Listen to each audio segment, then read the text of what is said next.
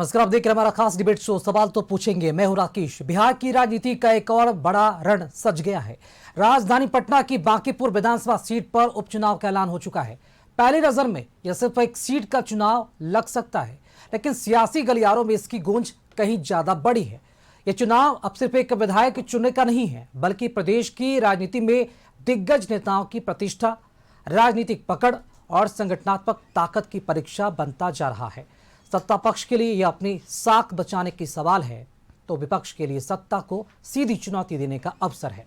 ऐसे में सवाल तो पूछेंगे कि बांकीपुर का सियासी रण है दिग्गजों की प्रतिष्ठा या प्रश्न। हमारे साथ है बीजेपी के प्रवीण ताती जी, इसी के साथ साथ आरजेडी के अरुण कुमार और कांग्रेस के विशाल यादव जी। आप तीनों का बहुत बहुत स्वागत इस डिबेट शो में जुड़ने के लिए।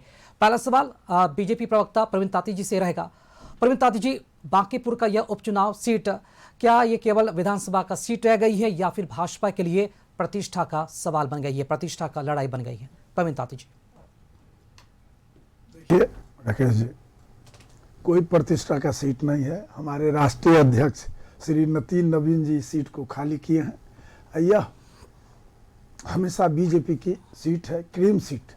उस पर न कोई किसी टक्कर दे पाएगा कोई, और न कोई उम्मीद कर पाएगा जो हम चुनाव यहाँ जीत जाएंगे। अरे कुछ वोट काट लेंगे, इतना ही काफ़ी है।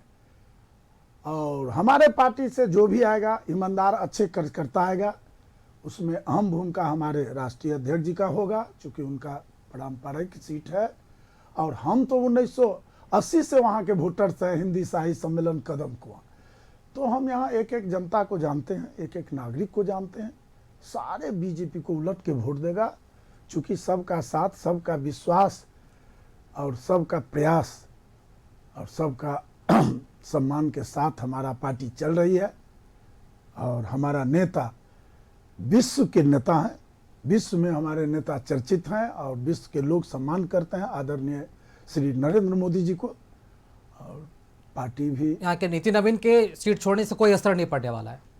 नहीं, वो जैसे नितिन नवीन जी को जितना वोट से जिताते थे उससे कम वोट से हमारा उम्मीदवार नहीं। चुनौती बीजेपी अपने लिए नहीं देखती। चलिए आगे भी आपसे जुड़ेंगे। इस वक्त हमारे साथ विशाल यादव जी कांग्रेस से हमारे साथ जुड़े हैं। विशाल यादव जी, पहले तो ये सवाल आपसे हम कर लेते हैं, क्योंकि आरजेडी प्रवक्ता अरुण कुमार जी भी इस वक्त हमारे साथ जुड़े हैं। आप ये उपचुनाव आप लोग साथ लड़ेंगे या फिर आरजेडी कांग्रेस अलग अलग लड़ने जा रही है? एक साथ है ना, कि या फिर अलग अलग राह पकड़ेंगे इस उपचुनाव के लिए? देखिए राकेश जी, महागठबंधन बांकीपुर का चुनाव पूरी मजबूती से लड़ेगा। आपका सवाल था अलग लड़ेंगे कि साथ लड़ेंगे। हम अलग कहाँ हैं? अभी कुछ दिन पहले बिहार में एमएलसी का चुनाव हुआ। हमारा महागठबंधन का उम्मीदवार सोनू राय जी बम्पर वोटों से जीते और एनडीए को पटखनी दिए। उसी को हम फिर बांकीपुर में दोहराएंगे। और आपको बता दें कि आज तक बांकीपुर में सबसे ज्यादा वोट लाने वाली कोई पार्टी है तो वो कांग्रेस है। इससे स्पष्ट होता है कि भाजपा को मात कांग्रेस ही दे सकता है और बांकीपुर के लोग। लेकिन अब तक तो मात नहीं मिला ना। और देखिए, ये अलग अलग लड़ने का सवाल इसलिए क्योंकि आपके प्रवक्ता टीवी डिबेट से जुड़ते हैं, कभी कहते हैं कि हमारी राहें अलग हैं, आरजेडी की राहें अलग हैं। तो जब चुनाव एक साथ लड़ नहीं सकते हैं तो फिर आपकी रणनीति क्या होगी? ये भी सवालों से परे हो जाता है। और ये बताएं किस पर क्या आपकी रणनीति होने वाली है भाजपा को हराने के लिए? अगर आपने ये राकेश जी, अब गठबंधन का मामला सिर्फ नेतृत्व तय करेंगे। यहाँ हम बैठ के ये नहीं कर सकते कि हम कैसे लड़ेंगे नहीं लड़ेंगे। लेकिन महागठबंधन चुनाव, अगर कांग्रेस पार्टी को ये टिकट मिलती है तो कांग्रेस पार्टी पूरी मजबूती से बांकीपुर का चुनाव लड़ेगी। और आपको बता दें कि अब तक सबसे ज्यादा वोट कांग्रेस को ही मिला है और बांकीपुर के लोगों के लिए तो सबसे सुनहरा मौका है। एक पिता पुत्र का जागीर बना हुआ सीट से चंगुल से बचाने के लिए, बपौती सीट को छुड़वाने के लिए इस बार जनता, बांकीपुर का जनता कांग्रेस या कांग्रेस समर्थित महागठबंधन को या महागठबंधन का जो भी उम्मीदवार होगा उसको झोली भर कर वोट देगी और बाप बेटे की राजनीति को यहां से खत्म करेगी। और बांकीपुर में हमारे जो उम्मीदवार बनकर आएंगे वो जीतेंगे। ठीक है। अरुण कुमार जी, आपको क्या लगता है, क्या आरजेडी के लिए, महागठबंधन के लिए ये सीट प्रतिष्ठा का सवाल बना हुआ है या फिर इस पर क्या लगता है कि जीत की संभावना आपको नजर आ रही है? क्योंकि पिछले 3 दशक से आप लोग कहीं नहीं है इस सीट पर, लगातार भाजपा शासन करती आ रही है। और क्या लगता है कि इस पर एक नया अवसर आपको मिल रहा है क्योंकि नितिन नवीन अब यहां पर नहीं है?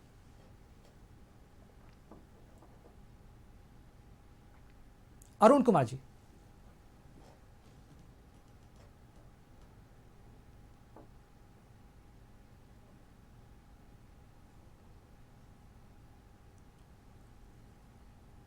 अरुण कुमार जी, अगर हमारी आवाज आप तक पहुंच रही है। चलिए ठीक है, अरुण कुमार जी से जुड़ने की कोशिश करेंगे।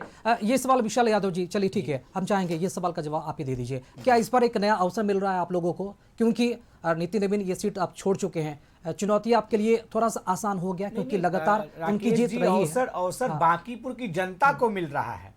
पिता पुत्र ने जो 20 साल से 30 साल से बांकीपुर पर नहीं, वही जनता तो जिताती आ रही है भाजपा को। विशाल यादव जी, आप कैसे कह रहे हैं? राकेश जी मुझसे पढ़ा रहे हैं। बांकीपुर को जो नर्क बनाने का इन्होंने काम किया, इनकी सरकार ने। नितिन नवीन जी बिहार सरकार में मंत्री थे, क्या किए बांकीपुर के लिए? आप ज्यादा दूर जाने की आवश्यकता नहीं है राकेश जी। अपने ऑफिस के नीचे वाले सड़क को देख लीजिए, सड़क को, मेन सड़क को, जो आपके ऑफिस के बाहर का सड़क है, उसको देख लीजिए, पता चल जाएगा कितनी सफाई है, कितना अच्छा रोड है, सब कुछ पता चल जाएगा। फिर जनता कैसे वोट देती आ रही है नितिन नवीन को?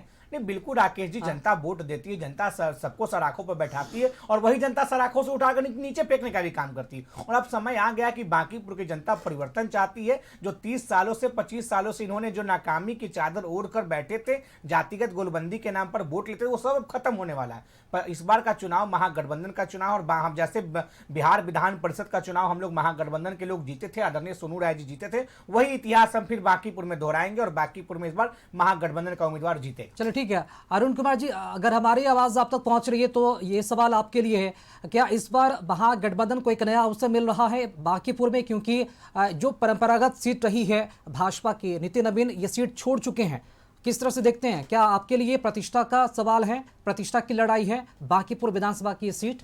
अरुण कुमार जी।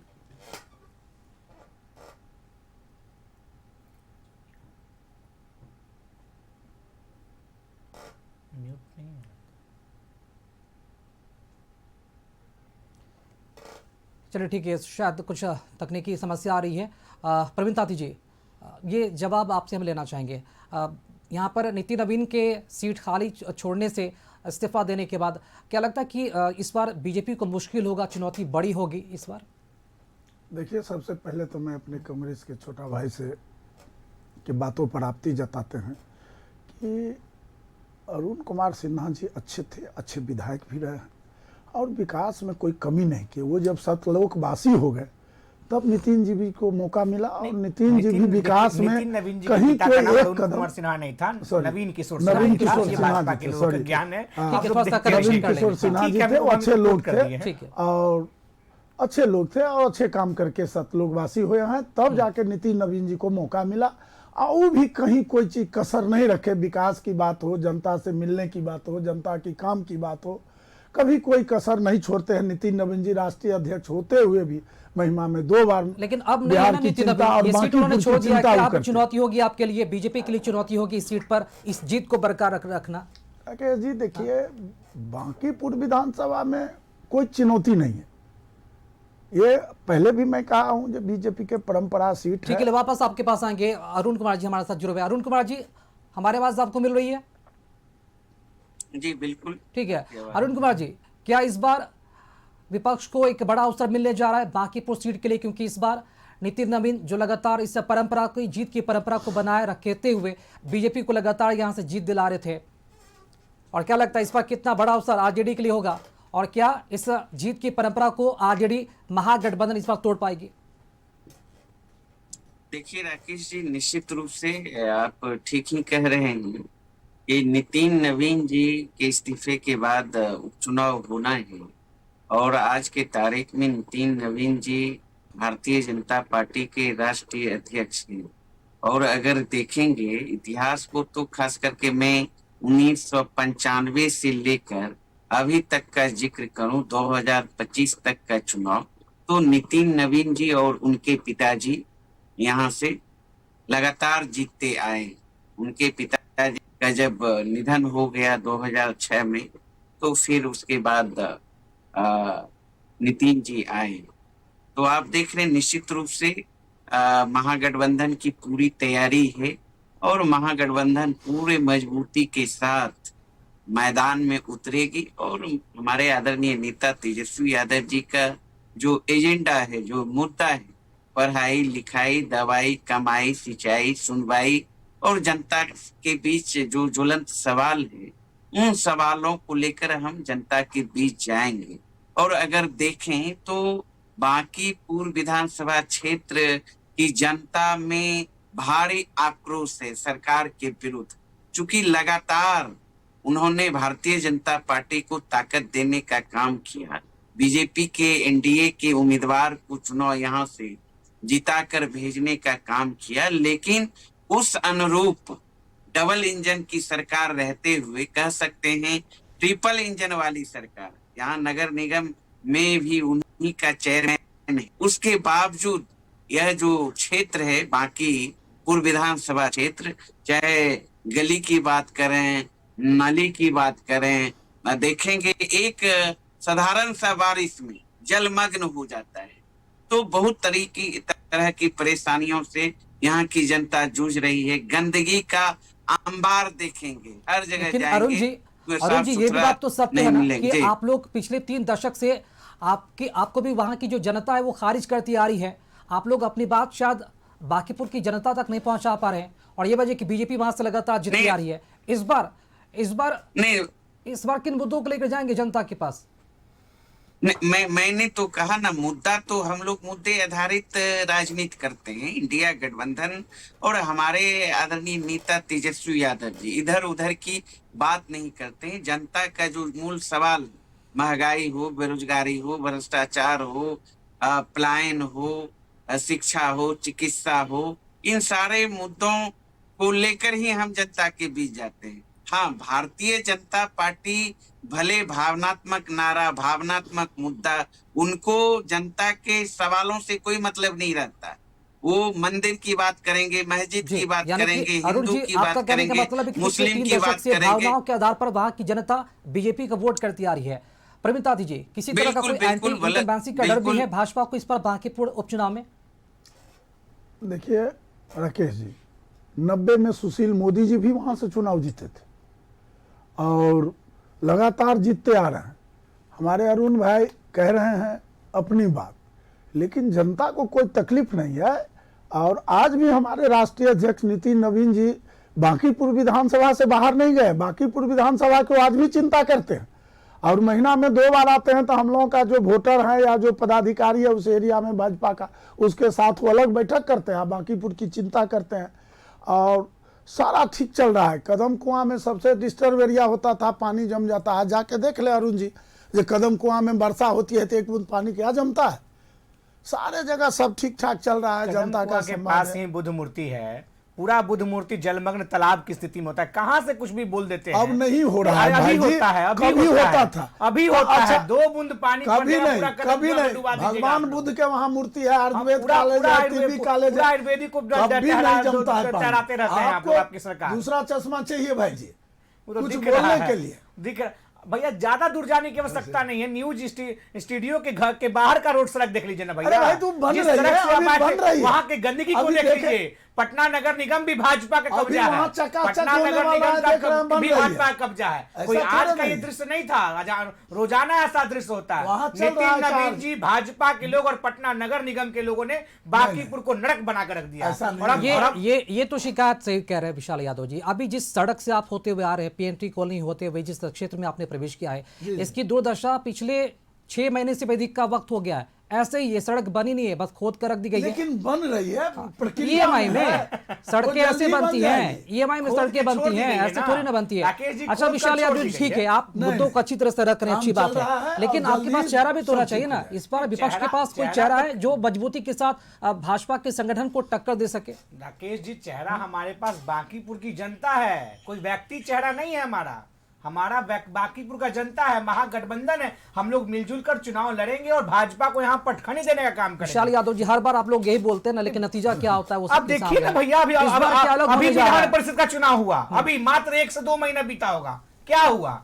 सोनू राय जी हमारे महागठबंधन के उम्मीदवार थे, भाजपा और जदयू को पटखनी दिए कि नहीं दिए? अब जनता बदल रही है। 10,000 रुपए देकर जो आपने वोट किया था, 1,90,000 रुपए बाकी है। 6 से 8 महीने हो गए सम्राट चौधरी जी को मुख्यमंत्री बने हुए, नई सरकार बने हुए 6-8 महीने हो गए। कब दीजिएगा 1,90,000 रुपया? बताइए कब होगा इस पर बात? कब होगा बिहार में 1 करोड़ रोजी रोजगार का जो प्रधानमंत्री जी कहे थे बात? कब चीनी मिल खोलने का बात? 25 चीनी मिल खोलने का जिक्र आदरणीय अमित शाह जी ने कहा था। एक भी तो चीनी मिल 8 महीनों में नहीं खुला। आपने काम नहीं किया। जिस मुद्दे पर आपने वोट मांगा था 25 के चुनाव में, वोट चोरी किया था 25 के चुनाव में, अब कहानी खत्म है। 25 का चुनाव महागठबंधन। चलिए ठीक है, अरुण कुमार जी से जवाब लेते हैं। अरुण कुमार जी, इस बार कैसे देखते हैं? क्या विपक्ष के पास मजबूत वैसा चेहरा है जो इस बार मजबूत टक्कर दिया जा सके बीजेपी संगठन को? और ये चेहरा का चुनाव कैसे करेगी? आरजेडी करेगी, कांग्रेस करेगी, और कहां से ये चेहरा आएगा? किस दल से होगा चेहरा? राकेश जी, एक बात स्पष्ट रूप से जान लीजिए, कोई व्यक्ति चुनाव नहीं लड़ता है, विचारधारा चुनाव लड़ता है। मुद्दे जीतते हैं, हारते हैं, हमारे पास मुद्दा है। और जिस तरीके से भारतीय जनता पार्टी ने जनता को बरगलाने का काम किया है जुमलाबाजी के सहारे, आज देख लीजिए ना, महंगाई चरम पर है और किचन में गृहिणियां परेशान है। गैस सिलेंडर का कीमत देख लीजिए, दाल का कीमत, सब्जी का कीमत, आलू का कीमत, जितने भी खाने पीने वाली वस्तु है उसका कीमत देख लीजिए, आसमान चूम रहा है। तो जनता त्रस्त है इस सरकार से। और जो प्रोमिस किया था 6 महीना पहले इस सरकार ने कि 1 करोड़ नौकरी रोजगार देंगे, 6 महीना से अधिक हो गया। उस अनुकूल तो चाहिए ना 10 लाख नौकरी रोजगार, अभी तक नहीं दिया है। इसी पटना में तमाम जो है शहरी क्षेत्र में भारतीय जनता पार्टी के एमएलए हैं और लगातार भी रहे हैं, कहाँ पटना के लिए विशेष कुछ कर पाया? ना उद्योग, ना धंधा। पटना यूनिवर्सिटी को सेंट्रल यूनिवर्सिटी की दर्जा की मांग कर रहे हैं, बहुत प्रतीक्षित मांग है। नितिन नवीन जी आज तो राष्ट्रीय अध्यक्ष हैं और पूरा उम्मीद है इस क्षेत्र की जनता को ही नहीं बल्कि बिहार की जनता को भी, चूंकि उस पार्टी की वहां सरकार है, प्रधानमंत्री गृह मंत्री जी के नजदीक हैं। आज देखिए ना, बिहार का खजाना खाली है, पेंशन नहीं मिल रहा है, कर्मचारियों को पेंशन नहीं मिल रहा है, वेतन नहीं मिल रहा है, ठेकेदारों को पैसा नहीं मिल रहा है, चारों तरफ हाहाकार मचा हुआ है। यह स्थिति है। तो इन सारे सवालों को लेकर जनता जो है सजग हो चुकी है और भारतीय जनता पार्टी का चाल, चरित्र और चेहरा चलो ठीक है, देखते हैं जिन प्रमुखता के साथ और जिस विभाग के साथ जिन मुद्दों का प्रयत्न है और मुद्दों को कितने बेहतर तरीके से बांकीपुर की जनता को समझा पाते हैं। प्रवीण ताती जी, बीजेपी प्रवक्ता इस वक्त हमारे साथ जुड़े हैं। प्रवीण ताती जी, ये बताइए कि जिस परंपरागत सीट को नितिन नवीन ने बना रखा था, चूंकि अब नितिन नवीन ने ये सीट खाली कर चुके हैं, अब क्या लगता है कि ये यहाँ पर जो उम्मीदवार है, उम्मीदवार का चयन आप लोग कैसे करेंगे? ये सामाजिक प्रतिनिधित्व को ख्याल रखा जाएगा, युवा नेतृत्व का ख्याल रखेगा, या फिर संगठन को यहाँ पर दिशा देने के लिए संगठन की यहाँ पर अहम योगदान को आप लोग देखेंगे? किसे चुनेंगे आप लोग यहाँ पर? देखिए राकेश जी, हमारे राष्ट्रीय अध्यक्ष वहाँ नेतृत्व कई बार कर चुके हैं, तो उनका अहम विचार होगा इसमें। वैसे हमारा प्रदेश नेतृत्व और राष्ट्रीय नेतृत्व कैंडिडेट तय करता है, और जो भी कैंडिडेट आएगा भारी मतों से चुनाव जीतेगा, यह बात मैं दावी के साथ कह सकता हूं। और सबका साथ सबके विकास के नारा के साथ हम लोग जाते हैं, और कहीं कुछ नहीं है, विरोधी के पास कुछ नहीं है बोलने के लिए। ये लोग क्या बोलेंगे? किसी के बेटा को लड़वा दीजिए चुनाव, कहाँ रोका है? प्रवीण ताती जी, आप ये मानती है, भाजपा मानती है कि बांकीपुर में कायस्थ समाज की भूमिका अहम होती है आपकी जीत दर्ज करने में, और उसी से, क्योंकि वो आपके कोर वोटर है, क्या इस बार भी पैमाना वही होगा कैंडिडेट सिलेक्शन का? देखिए, कायस्थ समाज का तो वहाँ 2 सीट था, अब 1 सीट बचल है, तो 1 सीट पर देखिए पार्टी तय करती है, जो कायस्थ समाज आया या वैश्य समाज आवे, यही दोनों में से कोई एक आएगा, और जो आए। यानी कि पार्टी वो महत्वपूर्ण फैक्टर होगा, वो सिलेक्शन जो आप लोग करेंगे। जी जी ठीक है। विशाल यादव जी, आपका विकल्प क्या है? नहीं, अगर इनके पास एक खास जाति का कैंडिडेट है और एक फिक्स वोटर है इनके पास, आप लोग कहां से एक्स्ट्रा वोटर लाएंगे? आप लोग इन्होंने जाति के लिए क्या किया? कायस्थ समाज को तो बिहार में ने अपंग बना दिया है। आप देखिए, आज एक भी व्यक्ति कायस्थ समाज का बिहार सरकार में मंत्री नहीं है। इसका दोषी कौन है? कौन है बिहार सरकार में कायस्थ समाज का प्रतिनिधित्व करने वाला? कौन है बताइए प्रवीण ताती जी। आखिर क्यों हमारे कायस्थ भाइयों को बिहार सरकार में प्रतिनिधित्व नहीं कर सकते? बिहार में कितने कायस्थों को आपने विधायक बनाया? कांग्रेस की जब सरकार हुआ करती थी राकेश जी, तो कायस्थों का अहम भूमिका हुआ करता था, और आपने केवल कायस्थ समाज का वोट ले रहे हैं, कुछ कर नहीं रहे हैं उनके लिए। और आप उम्मीदवार चयन का नितिन नवीन जी क्यों उम्मीदवार बने थे? क्योंकि वो नवीन किशोर सिन्हा जी के पुत्र थे। नवीन किशोर सिन्हा जी स्वर्गवासी हो गए, तत्काल प्रभाव से उनको टिकट दे दिया गया। लगातार ये परिवारवाद पे बोलते हैं, लेकिन उस समय इनको परिवारवाद नहीं दिखता है। तो ठीक है, आप जिसको कैंडिडेट बनाइए, वो आपका मामला है, लेकिन इस बार बांकीपुर का चुनाव महागठबंधन पूरी मजबूती से लड़ेगी और बांकीपुर को जो आपने नर्क बनाने का काम किया है पिछले 25 सालों में, उस सब तो छुटकारा विशाल मिलेगा यादव, जो आपने बांकीपुर को। कायस्थ समाज को लेकर जोड़ दिया है, तो क्या आप कायस्थ समाज के जो कैंडिडेट है वो देंगे आप? हम तो कह रहे हैं कि बांकीपुर की जनता जाति बांकीपुर फैक्टर का होगा चुनाव आपके लिए? लड़ेगा। जाति फैक्टर होगा आपके लिए? महागठबंधन की ओर से बांकीपुर का जनता बांकीपुर का चुनाव लड़ेगा। किसी का राकेश बेटा, जी- किसी का पोता, राकेश किसी का जी, व्यक्ति नहीं लड़ेगा। महागठबंधन देना क्या समाज को हम टिकट? तो कायस्थ बोलने हमने से दिया, नहीं होता है, हमने करने से होता है। कांग्रेस पार्टी ने कायस्थ समाज को टिकट गया में दिया श्रीवास्तव जी को। बांकीपुर से दे रहे हैं आप आपने लोग? कितना लोगों को टिकट बांकीपुर दिया? की बात आपने है भाई। कितना लोगों को टिकट दिया? समझे? एक भी कायस्थ समाज का मंत्री नहीं है बिहार विधानसभा में। अरे अब क्यों देखिए- नहीं मंत्री है बिहार विधानसभा में कायस्थ समाज देखिए, का? कायस्थ कायस्थों का समाज केवल का वोट मंत्री- लीजिएगा, मंत्री कायस्थों का रहा केवल भी है। वोट लीजिए। कितने मंत्री है यही बताइए? नितिन नवीन जी कितने थे ना मंत्री मंत्री। हैं? सम्राट चौधरी जी की सरकार में कितने कायस्थ मंत्री है बताइए? कितने कायस्थ मंत्री हैं? मैं आपको केवल बता बिहार दूं। के कायस्थों को बरगला कर उनका वोट लेने का काम आपने किया है। तो ठीक अब है, कायस्थ आपके उस बरगलाने में नहीं चुनाव में पड़ने वाला लीजिए, है। कायस्थ समाज का कायस्थ आपके टिकट। बरगलाने में नहीं पड़ने वाला है। कांग्रेस पार्टी ने बिहार, हम ना देखेंगे कांग्रेस पार्टी ने आपका- पटना का अध्यक्ष हम कायस्थ तो समाज को बनाया। हमारी पार्टी तो कांग्रेस सिर्फ और पार्टी बना ने लिया। पटना का अध्यक्ष कायस्थ समाज को कायस्थ बनाया। समाज हमारा कुमार आशीष नाम राष्ट्रीय बन है, गया। कायस्थ समाज से आने वाले हैं, आप पर कायस्थ देखो, समाज से आते हैं। अरुण कांग्रेस कुमार जी, पार्टी ने कांग्रेस- अरुण कुमार जी, कांग्रेस क्या पार्टी ने जाति का अध्यक्ष फैक्टर बनाया। आपके लिए इंपॉर्टेंट होगा इस बांकीपुर आपने विधानसभा किसको चुनाव, बनाया? उपचुनाव के लिए? आपने किसको बनाया? ठीक है। आपने कायस्थों को ठेंगा दिखाया है। आपने बिहार के कायस्थों को ठेंगा दिखाया है। अब कायस्थ समाज आपको ठेंगा दिखाएगा। आपने आप इसे- कायस्थों को ठेंगा दिखाया है। विशाल यादव जी, बिहार का थोड़ा रुक कायस्थ जाइए। समाज आपको ठेंगा दिखाएगा। अरुण कुमार जी, ठीक है, प्रवीण ताती जी रुक जाइएगा। अरुण कुमार जी से हमारा सवाल है, ठीक है, वापस आएंगे विशाल यादव जी आपके पास। एक मिनट रुक जाइए विशाल यादव जी, रुक जाइए। अरुण कुमार जी, क्या जाति का फैक्टर मायने रखता है इस बार आरजेडी के लिए भी? क्या और क्या लगता है कि कायस्थ समाज कोई परंपरागत जिस तरह से सीटें बीजेपी जीत रही है, उसी कैंडिडेट के आधार पर क्या आप लोग भी वही तय करेंगे कैंडिडेट का सिलेक्शन? क्या जाति फैक्टर इंपॉर्टेंट होगा या फिर सामाजिक संगठन, सामाजिक प्रतिनिधित्व? देखिए, हर चीज पर हमारे आदरणीय नेता तेजस्वी यादव जी और महागठबंधन के तमाम नेताओं का पैनी निगाह है और मिलजुल कर बैठकर यह तय होगा। यह तो हम यहाँ अभी स्पष्ट नहीं कर सकते हैं और स्पष्ट करने के लिए अधिकृत भी नहीं है और पार्टी के नाते पार्टी प्रवक्ता के नाते अपनी बातों को यहाँ रख रहे हैं। अब चुनाव की डुगडुगी बजी है, तय हुआ है डेट। नहीं अरुण कुमार जी, देखिए ये सवाल उसके इसलिए बाद- उठा के क्योंकि संगठन के पुराने और जमीनी नेता कार्यकर्ता भी ये जानना चाहते हैं ना कि संगठन के पुराने और जमीनी नेताओं को मौका मिलेगा या फिर बाहर से कैंडिडेट लिया जाएगा सिर्फ चुनाव जीतने के लिए? नहीं, बिल्कुल नहीं, यह तय है, इतना मैं पूरे दावे के साथ कह सकता हूं और इतिहास भी रहा है कि जमीनी कार्यकर्ता ही लड़ेंगे। संगठन के अंदर से जो हमारे नेता होंगे, कार्यकर्ता होंगे, वही चुनाव मैदान में उतरेंगे।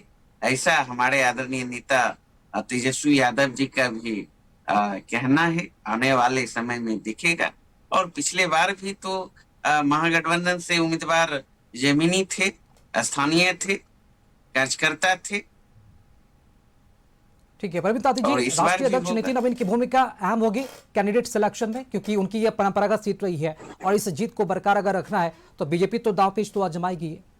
श्योर, हमारे राष्ट्रीय अध्यक्ष जी आज भी बांकीपुर की चिंता करते हैं और वहाँ हमेशा मीटिंग करते हैं, वहाँ विकास की बात करते हैं, जनता की समस्या को आज भी सुनते हैं और यह सीट हमारे राष्ट्रीय नेतृत्व या प्रदेश नेतृत्व जिन्हें भी टिकट देगा तो कोई अच्छे ही कार्यकर्ता को, क्योंकि हमारे पार्टी में तो सारा सिविलाई कार्यकर्ता है, कोई वो दंड नहीं होता है।